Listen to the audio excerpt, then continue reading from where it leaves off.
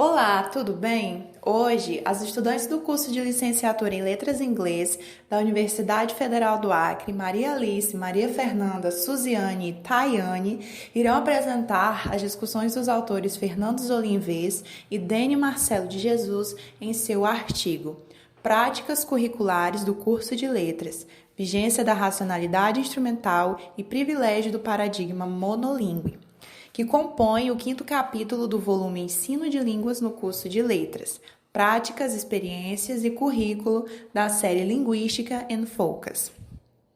Neste capítulo é discutido as práticas curriculares dos cursos de letras, que mantém a racionalidade instrumental e o paradigma monolíngue. Então, os autores eles nos mostram que desde a criação dos cursos de letras no Brasil até os dias atuais, os currículos continuam basicamente os mesmos. E aí eles apresentam o conceito de currículo citado por Saul e Silva, 2014, na acepção freiriana que diz: o currículo é a política, a teoria e a prática do que fazer no espaço escolar. Então, é dever do currículo elaborar conteúdos e formas de trabalho e também formar cidadãos que saibam se relacionar com o mundo. Eles trazem outra citação também de Saul Silva, 2014, página 13, que diz: o currículo se trata de um conjunto de práticas socioculturais que se interrelacionam nas diferentes instâncias e momentos do espaço-tempo. Mas os autores eles percebem que não é bem assim que os currículos se apresentam. E com base nessa concepção de currículo, eles assumem a importância da reflexão sobre as práticas curriculares dos cursos de letras. Daí eles pontuam que as práticas curriculares elas estão fundamentadas em uma pedagogia eurocêntrica, ou seja, uma pedagogia que valoriza os valores europeus, onde os currículos eles deixam perceber o seu conceito de ciência neutra e objetiva. A ciência neutra é que procede de acordo com o método científico, segundo o qual a escolha racional entre as teorias não deve envolver valores sociais. Então, ser neutro é não colocar o seu posicionamento sobre aquilo que é estudado. E seu objetivo é ser claro, não ter rodeios, apresentar início, meio e fim. Então, os autores dizem que desta forma cabe ao professor transmitir ao aluno os conhecimentos neutros e objetivos que são colocados na forma de disciplinas e ao aluno, então, receber esses conhecimentos passivamente. E aí, como os autores falam, eles se tornam um depósito do educador. E é essa neutralidade e objetividade do conhecimento que caracteriza a racionalidade instrumental. E o que é essa racionalidade instrumental? A racionalidade instrumental ela é caracterizada pela sua elaboração dos meios para a obtenção de fins. Ela surge quando o sujeito do conhecimento toma a decisão de que conhecer é dominar e controlar o homem e a natureza. Então, a ciência, o conhecimento, ele vai ser usado na elaboração destes meios. O foco está nos meios para a obtenção de fins. Então, a ciência vai deixando de ser uma forma de acesso aos conhecimentos verdadeiros para se tornar um instrumento de dominação e poder. E a racionalidade instrumental, ela é livre de valores. O ser que a usa, ele não se preocupa se o meio usado para atingir determinado fim, ele é ético ou não. Um exemplo na educação é que os alunos eles estão sendo treinados para serem mão de obra no mercado de trabalho. Estuda para ter uma profissão. E isso torna ele alienado, porque toda a capacidade do ser, de pensar, de questionar, ela é canalizada para o mundo do trabalho. Então, a razão, que é uma grande característica do ser humano, que o torna livre, ela não está sendo empregada para que o ser humano se relacione com o mundo, e sim para tornar mais produtivo. Então, por isso os autores percebem a vigência da racionalidade instrumental nas práticas curriculares. Porque as práticas curriculares, elas estão centradas em disciplinas e na concepção de ciência neutra e objetiva, onde o professor transmite o conhecimento aos alunos e estes apenas o recebem sem colocar seu posicionamento sobre o que é estudado. Agora eu vou passar a fala para a Maria Alice, que vai falar sobre o paradigma monolíngue e a concepção de língua. Paradigma monolíngue e a concepção de língua. Acerca desses pontos, o texto dos autores nos revelam que a concepção do paradigma monolíngue iniciou seu processo de solidificação ao longo do século XVIII na Europa Ocidental, levando como base uma compreensão que se dava a partir da chamada tríade herderiana, que delimitava língua, comunidade, território como algo que possuía o mesmo valor, ou seja, que eram equivalentes. Assim, os autores colocam que, de certa forma, cada língua seria timbrada com a essência, o espírito de uma comunidade particular com o qual está associada, sendo hábil a expressar naturalmente apenas os valores e pensamentos que pertencem àquela comunidade. Ou seja, a língua estaria territorializada e só poderia expressar apropriadamente os conceitos e ideias do povo ou comunidade que faz parte daquele território. Ou seja, somente o nativo poderia expressar apropriadamente esses conceitos e ideias. Essa concepção faz com que haja a exaltação do nativo, pois a língua do nativo torna-se um ideal de língua a ser alcançado por aqueles não nativos. Esse olhar gera a ideia de que apenas a língua do nativo é, de certa forma, uma propriedade ou algo que pertence ao nativo. Além disso, essa noção de língua, que está relacionada ao pensamento de um povo, seja ele qual for, e que é por meio dessa língua que se pode expressar ideias, fez com que surgisse uma necessidade de sistematizar a língua. Pois, se a língua está ligada ao pensamento, somente ela seria porta-voz das capacidades que nos fazem superiores aos demais seres vivos. No entanto, nas tentativas de analisar a língua, deixou-se de lado aspectos importantes, que estão estreitamente ligados à mesma, como a relação social e os contextos linguísticos, o que acabou afetando a compreensão adequada e mais abrangente dos conceitos de língua.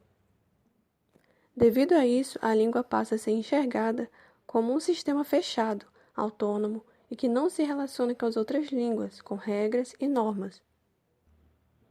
É exatamente sobre isso que os autores falam, que quando se trata de abordagem curricular nos cursos de letras e no ensino de modo geral, a língua portuguesa é vista geralmente de uma perspectiva mais monocêntrica, ou pelo paradigma monolíngue. E embora a comunidade e a atividade social se altere constantemente, estamos submetidos a uma tradição normativa que já está estabelecida há séculos e continua até hoje. No entanto, os autores querem nos fazer refletir que essa ideia acaba limitando e gerando preconceitos, pois se julgarmos todos os usos da língua e o uso da mesma dentro de diversas interações sociais, estaremos sempre analisando de forma errônea, pois julgar a língua falada, as interações sociais e as especificidades regionais com base em conceitos monocêntricos, com base no paradigma monolíngue da língua, estaremos considerando as diferenças e as variações como erros. Agora quem vai falar é a Tati e a Fernanda. Então, prosseguindo com as discussões, podemos perceber que o gesto fundador das práticas pedagógicas dos cursos de letras no Brasil, que foi o Decreto-Lei número 1190, de 4 de abril de 1939, contribui bastante com o paradigma monolíngue. E isso fica claro se analisarmos alguns dos artigos que esse decreto-lei ele traz como proposta para as práticas curriculares. Pois aí a gente pode ver que ele traz o ensino de outras línguas através de uma língua fechada, digamos assim.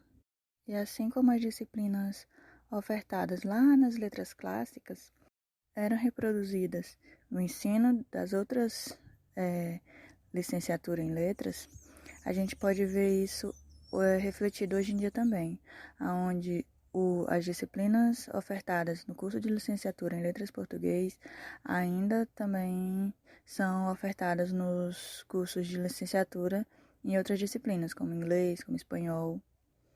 Além de focar no paradigma monolíngue, o decreto-lei ele também traz um formato de formação 3+1, onde que os estudantes eles fazem 3 anos de disciplinas teóricas, né, de bacharelado, mais 1 ano de disciplinas pedagógicas. E apesar desse sistema ele focar na concepção de que teoria e prática são locos diferentes, que eles andam por caminhos separados,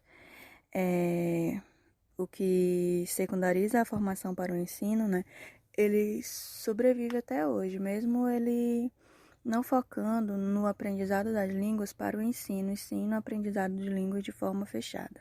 Seguindo esse caminho, a gente pode ver que o paradigma monolíngue ele rege ainda a constituição das práticas curriculares.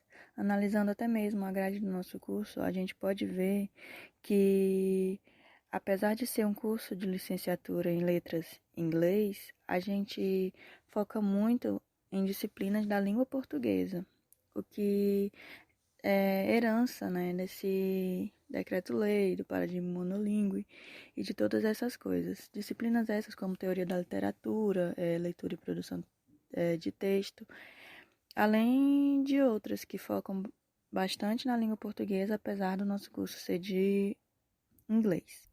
E isso acaba eternizando que uma determinada língua pertence a um determinado povo, pois porque somos falantes nativos de português, a gente tem que aprender um outro idioma através do nosso próprio idioma.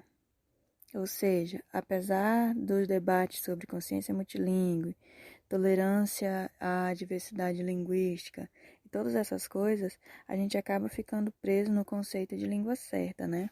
Que é o que acaba fazendo a gente meio que pensar dentro de uma caixa, onde que eu vou reproduzir o que eu aprendi no meu curso de um idioma diferente em língua portuguesa, porque a língua certa é a língua que eu falo, é a língua do meu povo, é a língua que vão me entender. Então, quando eu for passar o que eu aprendi no meu curso de licenciatura, eu tenho que passar de uma forma que seja clara, né, que o significado seja claro. Então, como a língua materna, a língua nativa é português, eu tenho que passar isso em português.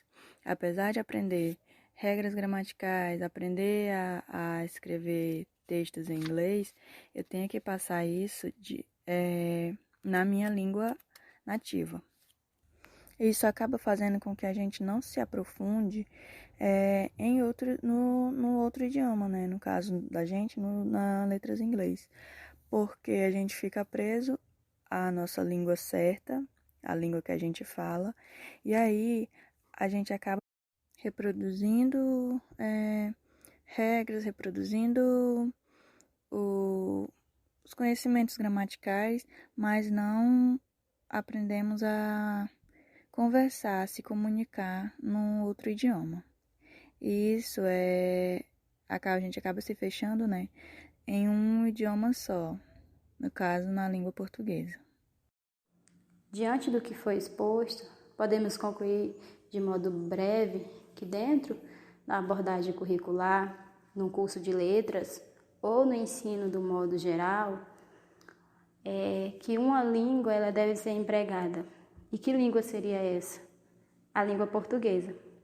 A língua portuguesa, ela é vista, em geral, dentro da perspectiva monocêntrica e pelo paradigma monolíngue.